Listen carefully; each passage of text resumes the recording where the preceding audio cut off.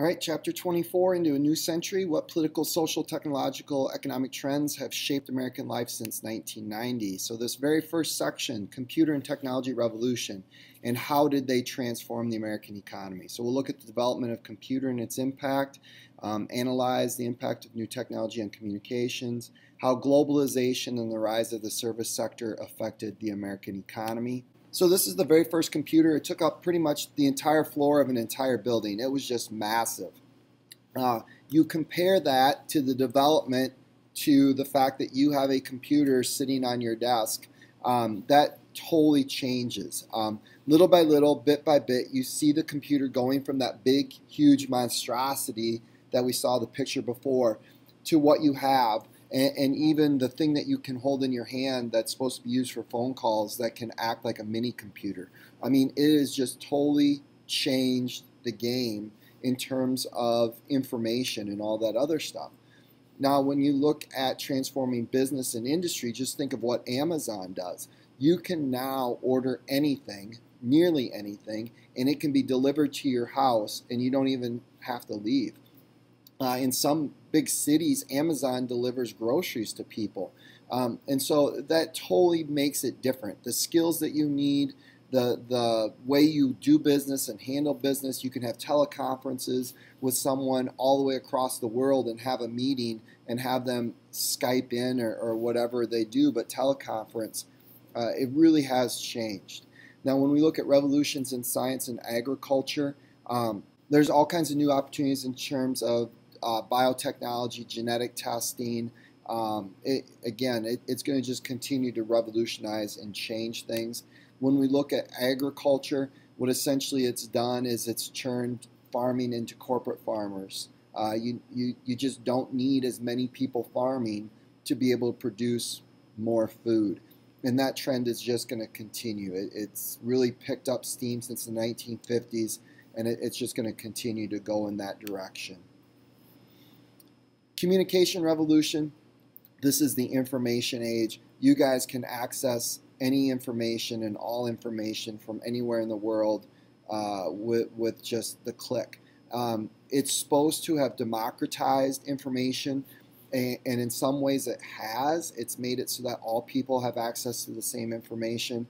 But the problem is that it has also created a bigger divide between those, the haves and the have-nots. And in this case, the haves are the ones who have the ability to actually access that information, understand that information, decipher what is real information and what is fake information, and then put that information to use.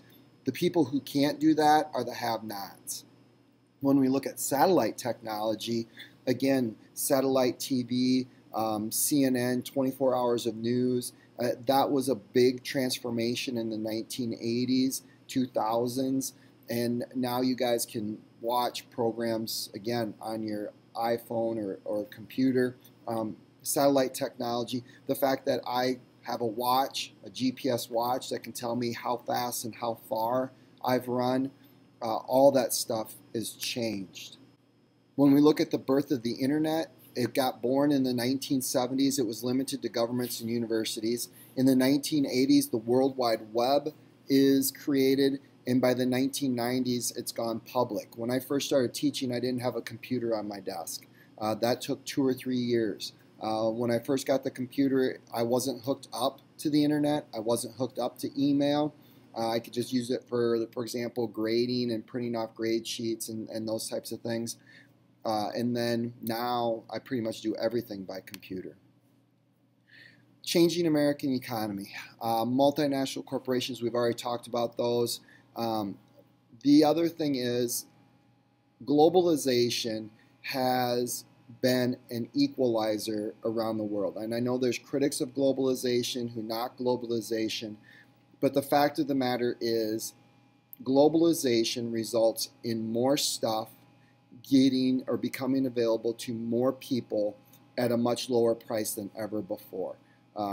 Globalization has enabled us to enjoy all the luxuries and all the cheap things we have in this country.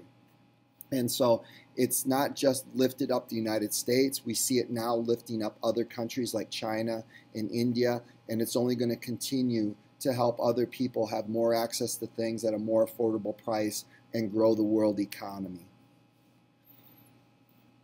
The changing American economy, computers transforming the workplace. I've already talked about it in terms of education, but it changes what skills you need to have to be successful.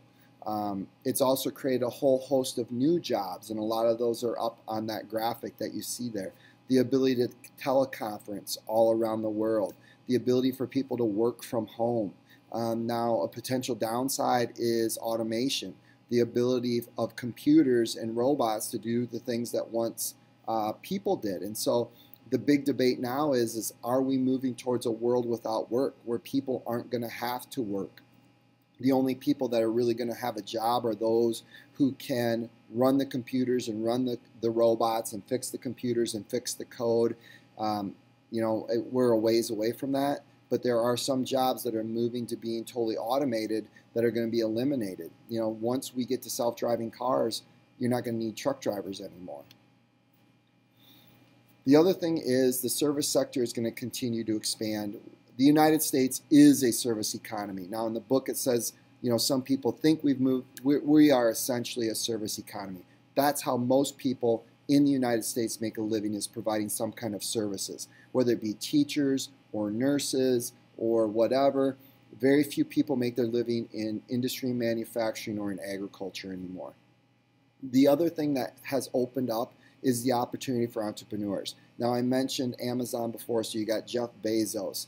You've got the people who created Google. You have Bill Gates and Steve Jobs. All of those people, all of those new opportunities exist for people to come up with a new service to provide for people, and you can make a lot of money doing that.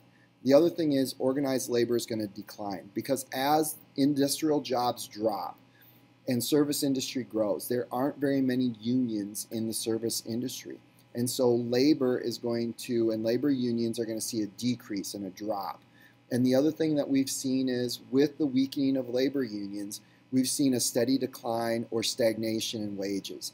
Wages have not kept up with inflation. It has not kept up with economic growth. And there's a lot of places around the United States where wages have decreased and people are making less, even though the economy is producing more. And at some point, that's going to become a real issue.